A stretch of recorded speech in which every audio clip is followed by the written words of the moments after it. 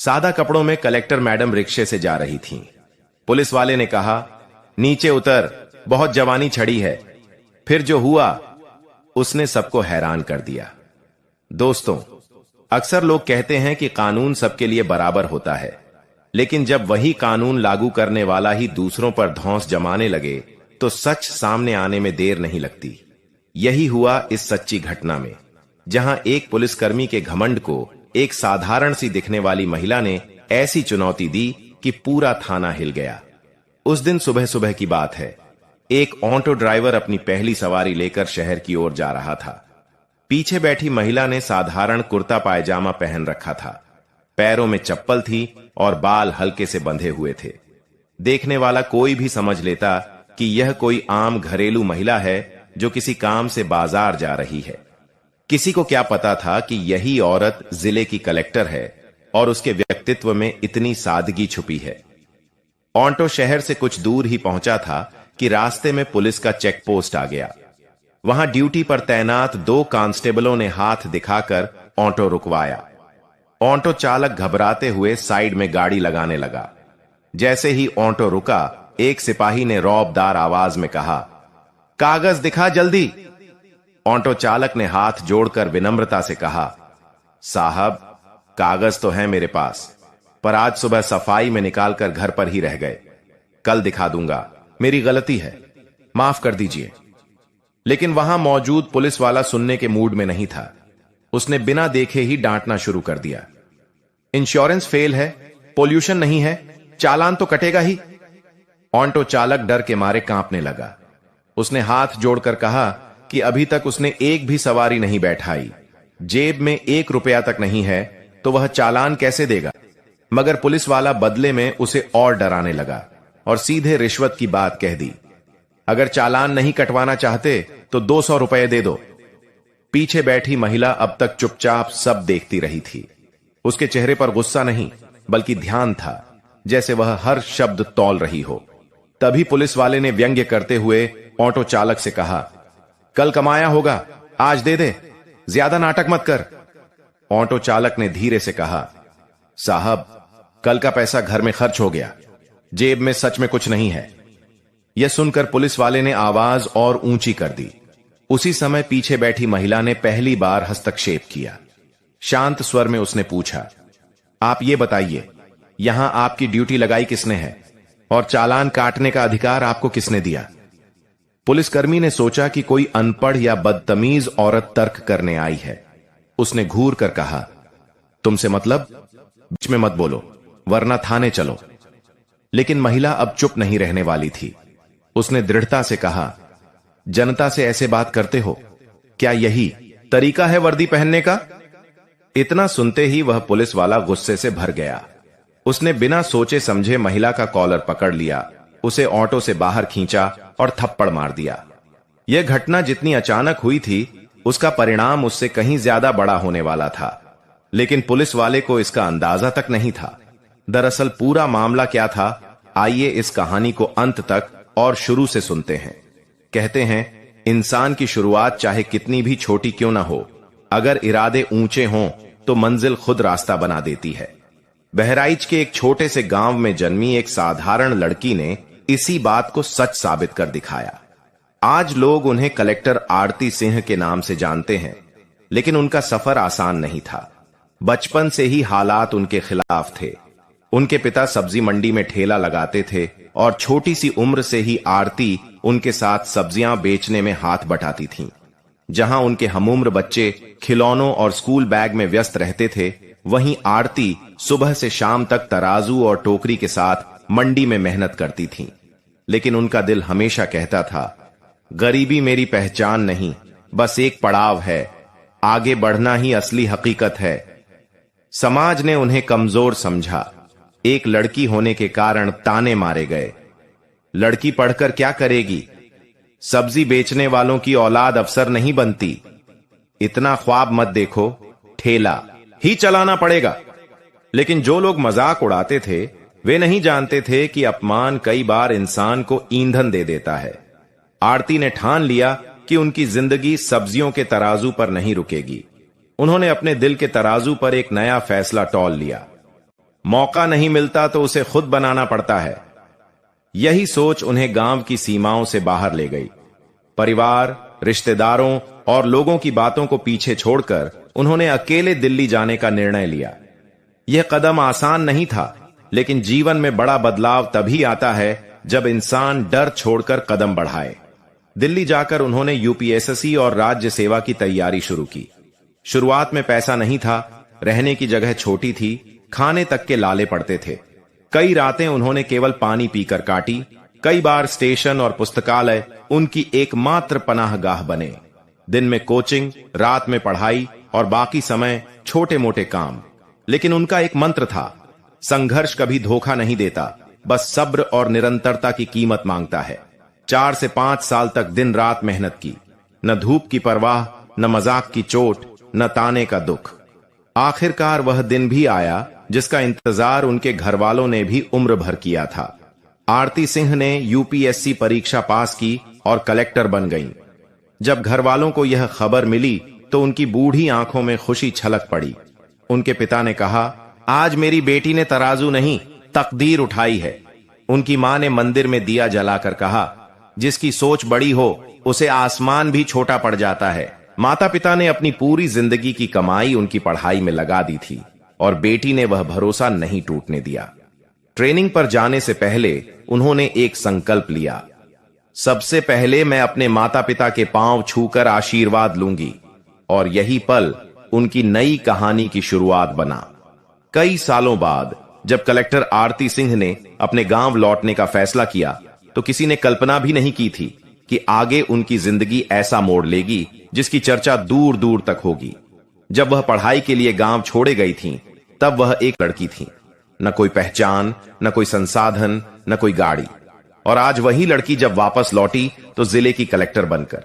उनके गांव में यह खबर जंगल में आग की तरह फैल गई। छोटे बच्चों से लेकर बुजुर्गों तक हर कोई खुशी से झूम उठा। गांव की औरतें अचार और मिठाई के डिब्बे लेकर उनके घर पहुंचने लगीं। कुछ लोग ढोलक लेकर आए, कुछ ने मिठाई बांटी और कुछ ने बस हाथ जोड़कर आशीर्वाद दिया। लोग कहते जा रहे थे, हमारे गांव की बेटी डीएम बन गई, ये तो पूरे इलाके का मान बढ़ा दिया। आरती सिंह ने 3 से 4 दिन अपने माता पिता के साथ पूरे स्नेह से बिताए। मां ने उनके लौटने पर मिट्टी के चूल्हे पर रोटी सेंकी।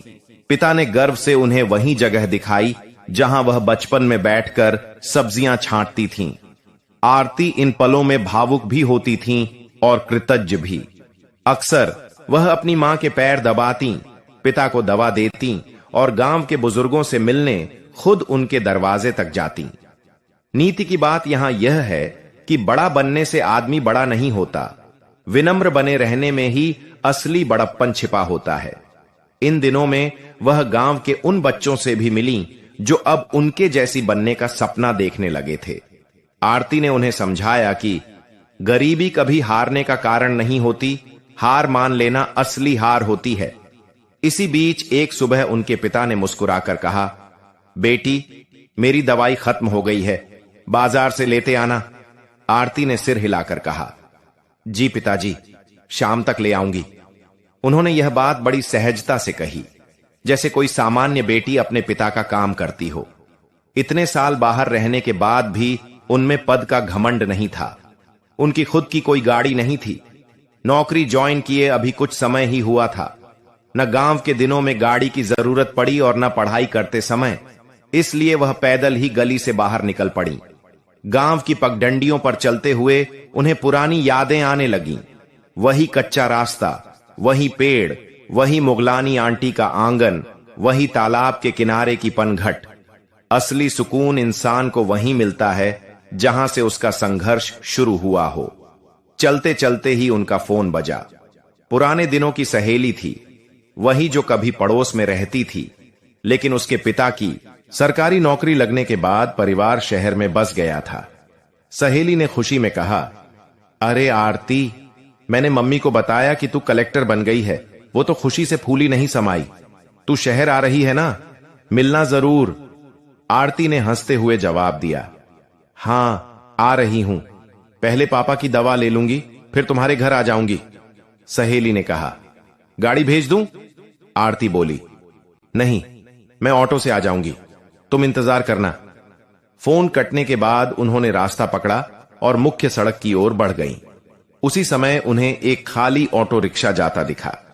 उन्होंने हाथ देकर रोका और उसमें बैठ गईं। उस दिन वह बिल्कुल साधारण साड़ी और चप्पल में थीं। न मेकअप, न गहने, न कोई पहचान की निशानी। उन्हें देखकर कोई यह नहीं सोच सकता था कि यही महिला जिले की सबसे ऊंची प्रशासनिक कुर्सी पर बैठती है। लेकिन यही तो जीवन की खूबसूरती है। जो जमीन से जुड़ा हो वह ऊंचाई पर जाकर भी अपनी मिट्टी नहीं भूलता। आरती मन ही मन सोच रही थीं कि काश हर इंसान को अपने गांव की गलियों में कुछ समय बिताने का मौका मिले, ताकि वह याद रख सके कि उड़ान चाहे कितनी भी ऊंची हो, टेक ऑन ऑफ हमेशा जमीन से ही होता है। और उन्हें जरा भी अंदाजा नहीं था कि यह साधारण दिखने वाली सवारी उनकी जिंदगी में भूचाल ला देने वाली है। ऑटो रिक्शा शहर की सड़क पर धीरे धीरे चल रहा था। मौसम शांत था, लेकिन ऑटो चालक के मन में तूफान मचा हुआ था। अचानक उसने बिना कुछ कहे ऑटो साइड में रोक दिया। कलेक्टर आरती सिंह चौंक गईं और बोलीं, क्या हुआ? ऑटो क्यों रोका? चालक ने सहमी हुई आवाज में कहा, मैडम, थोड़ा रुकना पड़ेगा। आगे पुलिस की चेक पोस्ट है। अगर अभी गया तो ये लोग पकड़ लेंगे और जबरन पैसे मांगेंगे। आरती ने भौहें चढ़ाईं। लेकिन क्यों? तुम्हारे कागज तो सही है ना? वह ऐसे बोली जैसे कोई सीधी और न्याय संगत बात रख रही हो। ऑटो चालक ने धीमी सांस लेते हुए कहा, कागज सही है मैडम, लाइसेंस, रजिस्ट्रेशन, इंश्योरेंस सब कुछ है, पर इन लोगों को इससे फर्क नहीं पड़ता। ये कोई ना कोई बहाना बनाकर चालान काट देते हैं और पैसे वसूलते हैं। आरती को यह सुनकर क्रोध भी आया और दुख भी। उन्होंने सीधे स्वर में कहा, अच्छा तो चलो अभी देखते हैं कि यह लोग कैसे रोकते हैं और पैसे मांगते हैं। लेकिन चालक के चेहरे पर घबराहट बढ़ गई। उसने तुरंत कहा, नहीं मैडम, ऐसा मत कीजिए।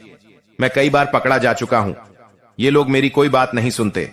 गाड़ी रोकते हैं, गाली देते हैं और डराकर पैसे ले लेते हैं। कलेक्टर साहिबा कुछ पल के लिए चुप हो गईं।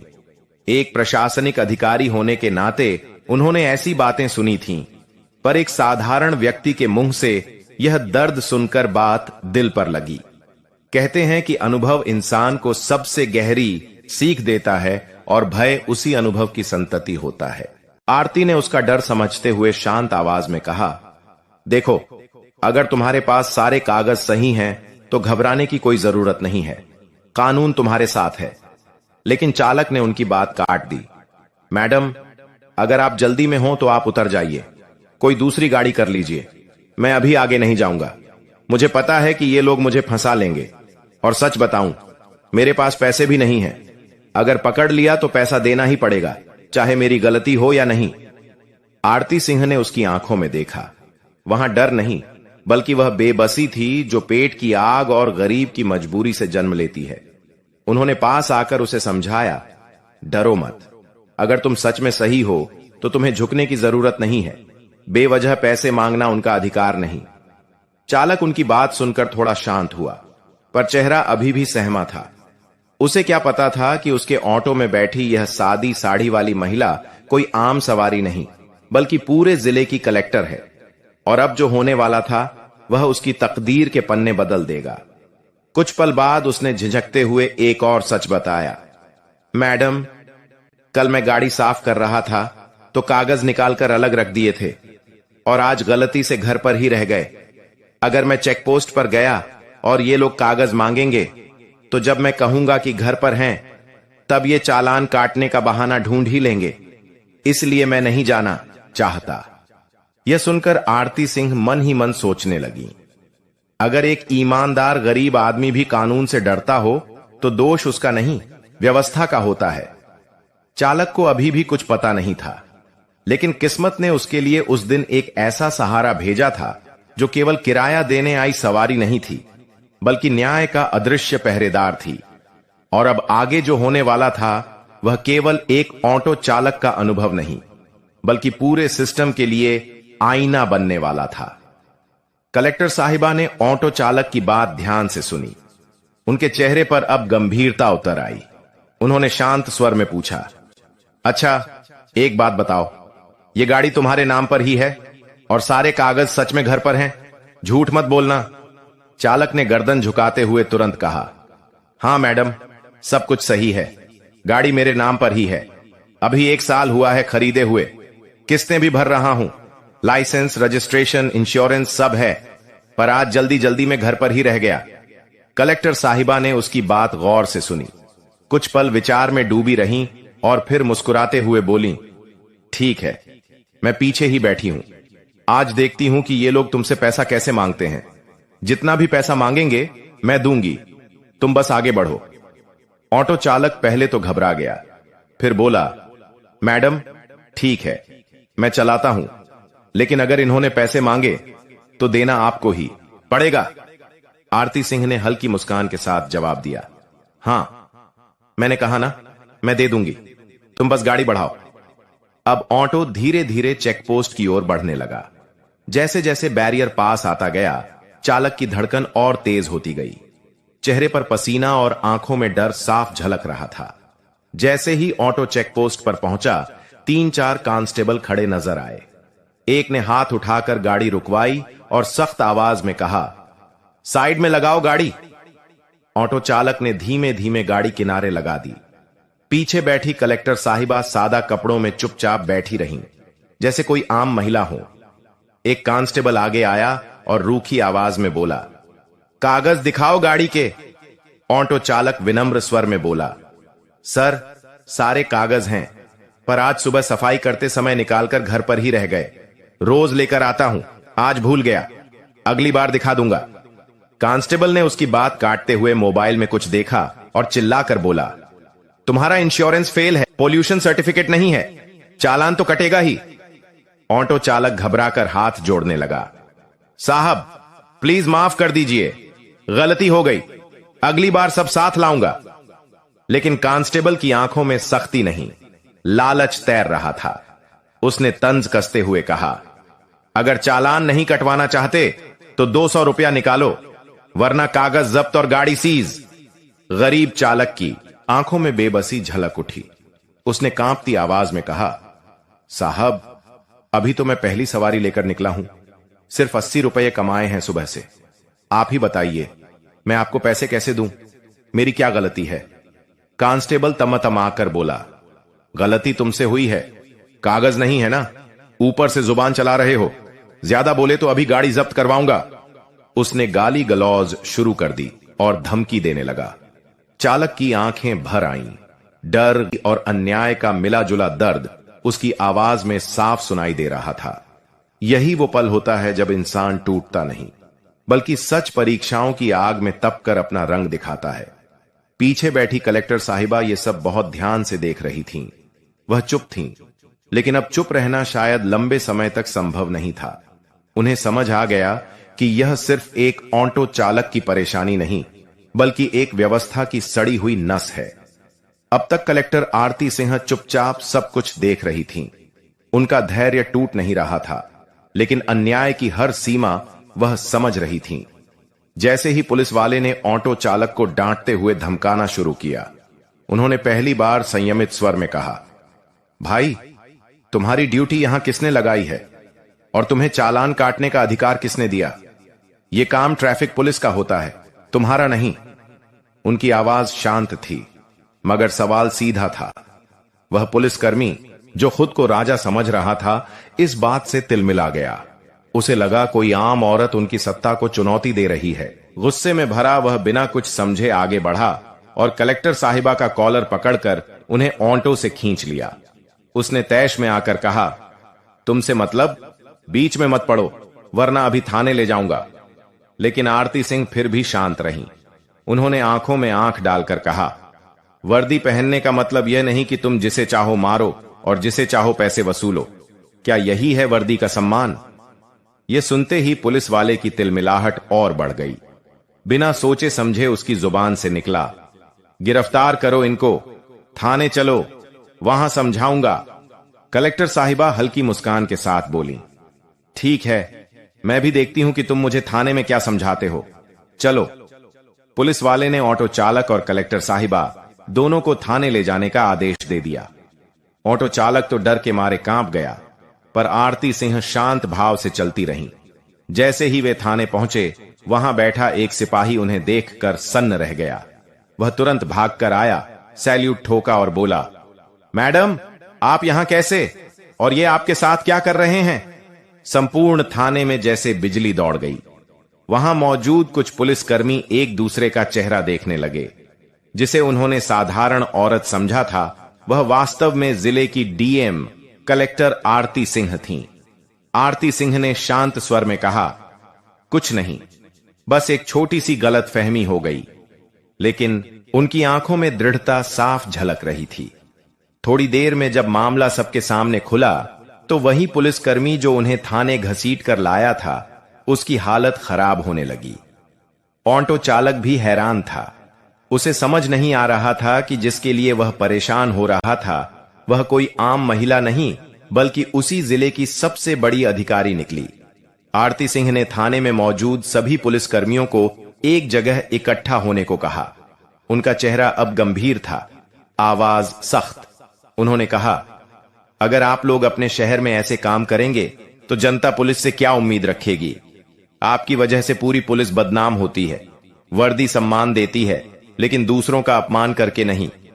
फिर उन्होंने ऑटो चालक की ओर इशारा करते हुए कहा, इस आदमी की कोई गलती नहीं थी, फिर भी आप इससे पैसे मांग रहे थे। ये पूरे दिन मेहनत करेगा, तब भी पता नहीं कि 100 रुपए कमा पाएगा या नहीं, और आप एक झटके में उसकी मेहनत की कमाई अपनी जेब में डाल लेते हो।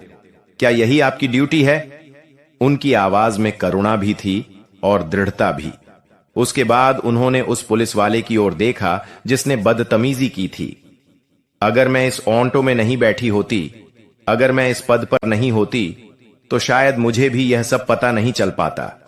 हो सकता है आप मुझे भी किसी बहाने फंसा देते और मेरी जिंदगी बर्बाद कर देते। पता नहीं अब तक आप कितने लोगों के साथ ऐसा कर चुके होंगे। उनके शब्द तीर की तरह चुभे। कमरे में बैठे हर पुलिस वाले के माथे पर पसीना आ गया। याद रखना, वर्दी में शक्ति नहीं, जिम्मेदारी होती है। जो दूसरों को डराकर पैसा कमाए, उसकी इज्जत टिकती नहीं। सच बोलने वाला कमजोर नहीं, बल्कि सबसे बहादुर होता है। और हां, अन्याय जहां दिखे, वहां आवाज उठाना ही असली नागरिकता है। कलेक्टर साहिबा की बातों ने जैसे पूरे थाने की रूह हिला दी हो।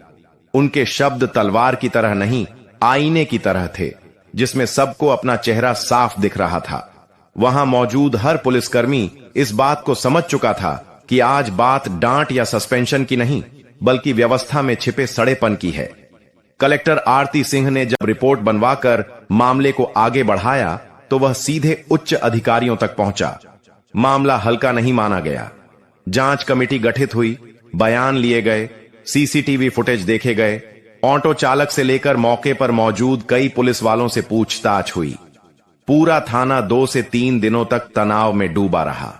सबको लग रहा था कि अब किसी की नौकरी जाएगी, किसी का ट्रांसफर होगा और किसी की इज्जत मिट्टी में मिलेगी। आखिरकार जांच पूरी हुई। निष्कर्ष साफ था। रिश्वत मांगना, गैर कानूनी तरीके से चालान का डर दिखाना, एक महिला के साथ अभद्रता कॉलर पकड़कर थप्पड़ मारना और अधिकार क्षेत्र से बाहर काम करना, ये सब उस पुलिस वाले की गलती मानी गई। कलेक्टर साहिबा ने अपने अधिकार से आदेश दिया, उसे तत्काल निलंबित किया जाए और विभागीय कार्रवाई की जाए। ऊपरी अधिकारियों ने भी आदेश को गंभीरता से लिया और कुछ ही घंटों में वह पुलिसकर्मी नौकरी से बाहर कर दिया गया। थाने में सन्नाटा छा गया। जो लोग अब तक अनदेखी करते थे, वे समझ गए कि वर्दी ताकत नहीं, जिम्मेदारी है। कलेक्टर साहिबा ने खुद यह साबित किया कि सत्ता का सम्मान उसका दुरुपयोग करके नहीं, ईमानदारी से किया जाता है। यह घटना विभाग में चर्चा का विषय बन गई। अब कोई भी बिना वजह आम आदमी को परेशान करने से पहले 100 बार सोचने लगा। कई पुलिसकर्मियों ने बाद में आपस में यह बात भी स्वीकारी कि अगर वह साधारण महिला न होकर कोई गरीब मजदूर या बूढ़ा किसान होता, तो उसका शोषण हो ही जाता। नौकरी से हटने के बाद वह पुलिस वाला अपने घर बैठ गया। वर्दी उतरने के साथ ही उसके अहंकार की धूल भी बैठ चुकी थी। अब जब वह आईने में खुद को देखता, तो उसे अपनी गलती साफ दिखती। वो सोचता, मैंने क्या पाया? थोड़े तेजी दिखाने के लिए एक पूरे करियर को दांव पर लगा दिया। जिस सम्मान के दम पर जीता था, आज उसी से मुंह छुपा रहा हूं। धीरे धीरे वह पड़ोसियों, रिश्तेदारों और दोस्तों से नजरें चुराने लगा। जो कल तक उसे साहब कहकर सलाम करते थे, वही अब पीठ पीछे बातें करते थे। समाज की सबसे बड़ी अदालत अंतरात्मा होती है, और उसने फैसला सुना दिया था। धीरे धीरे उस पुलिस वाले को यह समझ आने लगा कि असली इज्जत डर फैलाकर नहीं, ईमानदारी से काम करके मिलती है। उसने मन ही मन संकल्प लिया, अब अगर मुझे दोबारा कोई मौका मिला तो मैं गलत राह नहीं चुनूंगा। मेहनत करूंगा और अपनी गलतियों को ढकूंगा नहीं, सुधारूंगा। दोस्तों, याद रखना, अन्याय करने वाला कभी जीतता नहीं, बस देर से गिरता है। वर्दी आदमी को महान नहीं बनाती, उसका व्यवहार बनाता है। गरीब की मजबूरी को कमजोरी समझना सबसे बड़ा अपराध है।